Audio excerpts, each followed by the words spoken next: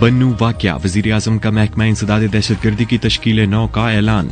अफगान तालिबान ने ख़वातीन की आला तालीम पर पाबंदी आयद कर दी। और जानिएगा कि क्या फुटबॉल की फातेह टीम को असली ट्रॉफी दी जाती है। ये BBC उर्दू सर्विस है। काशान अकमल से खबरें सुनिए।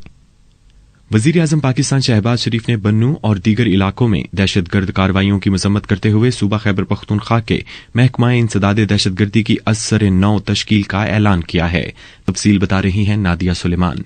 वज़ीर-ए-आज़म हाउस से जारी एलामिये में कहा गया है कि अमन व अमान की बुनियादी जिम्मेदारी सूबों की है, लेकिन विफाक इन संगीन मसाइल पर आंखें बंद नहीं कर सकता और दहशतगर्दी के मुकाबले के लिए सूबों के साथ मिलकर काम करेंगे। बयान के मुताबिक CTD खैबर पख्तूनख्वा की तश्कील नौ में जदीद असलहे के फराहमी और पेशा वराना तरबियत पर भी तवज्जो दी जाएगी। वज़ीर-ए-आज़म ने कहा कि सूबाई हुकूमत की सलाहियत और इस्तेदाद कार में इजाफा दहशतगर्दी के खात्मे में अहम है और वफाक सूबों में इंसदाद दहशतगर्दी फोर्स और डिपार्टमेंट की पेशा वराना सलाहियत बेहतर बनाने में मुआविनत करेगा।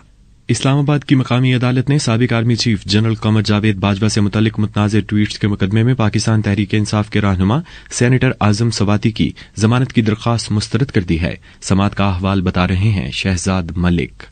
अदालत ने मुलजिम आजम सवाती की जमानत की दरखास्त एक ही जुर्म 2 बार करने पर मुस्तरद की है। आजम सवाती की दरखास्त जमानत पर इस मुकदमे के प्रोसिक्यूटर रिजवान अब्बासी ने इस मामले को संगीन जुर्म करार देते हुए कहा कि मुलजिम को इस मुकदमे में जमानत नहीं मिलनी चाहिए। मुलजिम आजम सवाती के वकील सोहेल सवाती ने अपने दलाल में कहा कि ट्वीट्स की स्क्रीन शॉट्स पर साइबर क्राइम का मुकदमा नहीं बनता, जबकि ट्वीट के बारे में मुतासरा फरीक ने कोई दरखास्त नहीं दी है। फरीकैन के दलाल सुनने के बाद अदालत ने आजम सवाती की जमानत की दरखास्त मुस्तरद कर दी।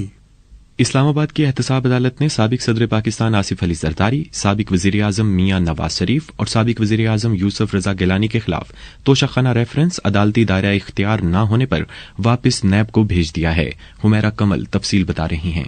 एहतसाब अदालत नंबर 3 में ज़ेरे समात रेफरेंस पर फाजिल अदालत के जज सैयद असगर अली की मुद्दत तैनाती मुकम्मल होने के बाद गुज़िश्ता रोज एडमिनिस्ट्रेटिव जज मोहम्मद बशीर की अदालत ने समात की। दौरान समात अदालत ने आसिफ अली जरदारी, यूसुफ रजा गिलानी समेत दीगर मुल्ज़िमान की तरफ से नैब तरमीमी एक्ट 2022 के तहत दायर दरख्वास्तें मंजूर करते हुए हुक्म सुनाते हुए कहा कि अदालती दायरा इख्तियार न होने पर रेफरेंस वापस भेजा जाता है। नैब मुतल्लिका फोरम से रुजू करे।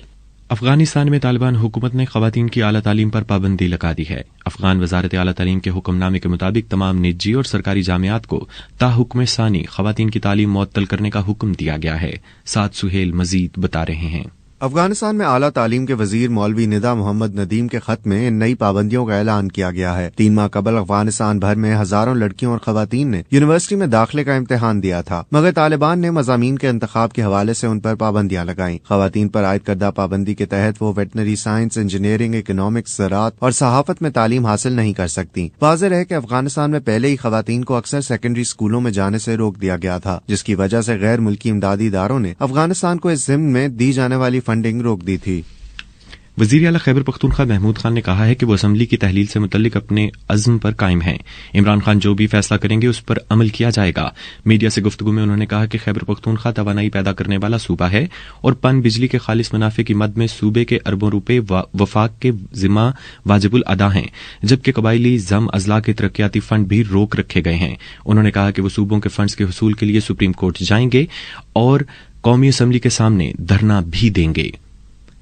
कतर में फुटबॉल वर्ल्ड कप की फातेह टीम अर्जेंटाइन के लिए तमाम तर जिद्दोजहद की एक वजह उसकी ट्रॉफी उठाना था।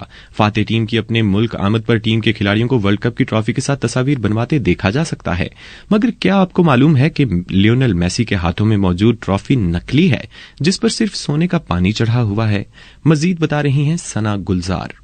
खेलों की आलमी तारीख में फीफा ट्रॉफी का मुनफरिद मकाम है। फीफा कवानीन के मुताबिक असल ट्रॉफी फीफा के पास रहती है, मगर फातेह टीम को ये आरजी तौर पर दी जाती है, जबकि मुस्तकिल तौर पर टूर्नामेंट एडिशन ट्रॉफी दी जाती है, जिसे बाज लोग रेप्लिका भी कहते हैं। इसकी वजूहात में माजी में फातेह टीमों की ट्रॉफी के चोरी होने के वाकयात भी शामिल हैं। फातेह टीम को मिलने वाली ट्रॉफी मुकम्मल सोने की नहीं बनी होती, बल्कि इस पर सोने का पानी चढ़ा होता है। ताहम फातेह और दूसरे नंबर पर आने वाली टीमों के लिए ऐलान करदा इनामी रकम उन्हें जरूर मिलती है।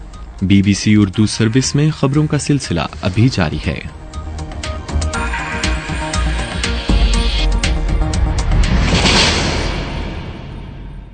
السلام علیکم سامعین، اس نیوز بلیٹن کو سننے کے لیے شکریہ۔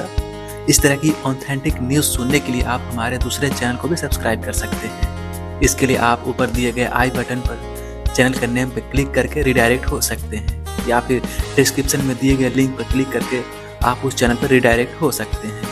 آپ اس چینل کو بھی سبسکرائب کیجیے اور آتھینٹک نیوز سنیے۔ شکریہ۔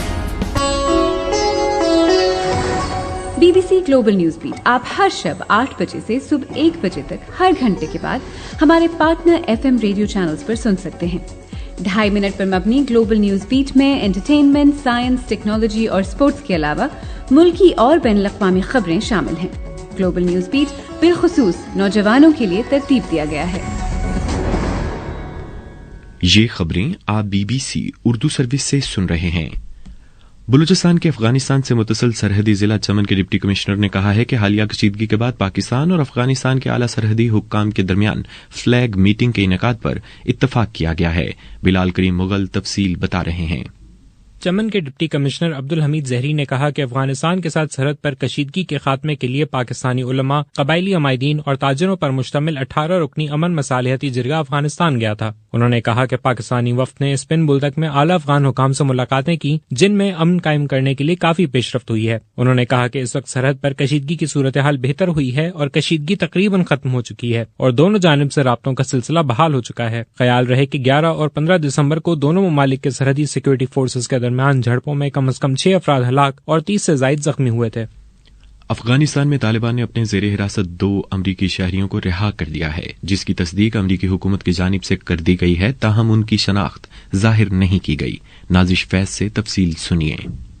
امریکی محکمہ خارجہ کے ترجمان نیڈ پرائس نے طالبان کی جانب سے امریکی شہریوں کی رہائی کا خیر مقدم کرتے ہوئے کہا کہ طالبان کی جانب سے جذبہ خیر سگالی کے اس عمل کو سمجھتے ہیں۔ یہ رہائی 2 طرف سے کسی بھی قسم کے قیدیوں کے تبادلے پر عمل میں نہیں آئی اور نہ ہی اس میں تاوان کا لین دین ہوا ہے۔ ترجمان امریکی محکمہ خارجہ نے کہا کہ واشنگٹن طالبان سے ان کی قید میں موجود امریکی شہریوں کی رہائی کا مسلسل مطالبہ کرتا رہا ہے، تاہم طالبان کی جانب سے امریکی قیدیوں کی تعداد نہیں بتائی گئی۔ امریکی اخبار کے مطابق طالبان کی قید سے رہائی پانے والے دونوں امریکی منگل کے روز قطر پہنچ گئے۔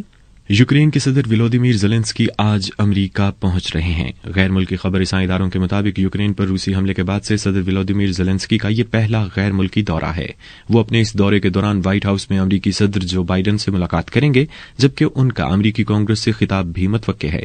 یوکرینی صدر کے اس دورے کے دوران امریکہ کی جانب سے روس کے خلاف جنگ میں یوکرین کے لیے $1.8 ارب کی فوجی امداد کا اعلان کیا جا سکتا ہے۔ اور اب کچھ خبریں کھیل کے میدان سے۔